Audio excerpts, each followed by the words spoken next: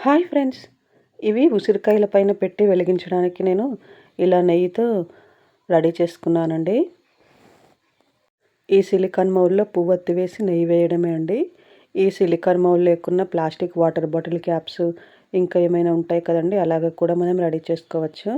ఇలా మట్టి ప్రమిదలో కూడా నేను పువ్వొత్తి వేసి నెయ్యి వేసి డీప్ ఫ్రిడ్జ్‌లో పెట్టానండి. చూడండి ఎంత చక్కగా ఉందో. ఇంకా రెడీగా దీపం వెలిగించుకోవడమే అండి. ఇవి సిలికాన్ మోల్డ్‌లో చేసిన షేప్ అండి. Rose shape. చాలా బాగున్నాయి కదండీ! ఇంకా డైరెక్ట్‌గా ఇలా ఒక జిప్ లాక్‌లో కానీ, ఒక బాక్స్‌లో కానీ తీసుకెళ్ళి ఇంకా వెలిగించడమే అండి. దీపము చాలా బాగుంటాయి. ఇవి ఉసిరికాయల పైన పెట్టినా కూడా చాలా చక్కగా ఆగుతాయండి. నేను 5, 6 ఇయర్స్ నుంచి ఇలాగే రెడీ చేసుకుంటున్నాను. ఇదేమో నా పూజా బాస్కెట్ అండి. నేను ఎప్పుడు ఇలాగే రెడీ చేసుకుంటాను. ఇప్పుడు ఇంకా కార్తీక మాసం కదండీ! ఇదిగోండి చూసారా నేను చేసిన వాటితో దీపాలు వెలిగించాను చూడండి.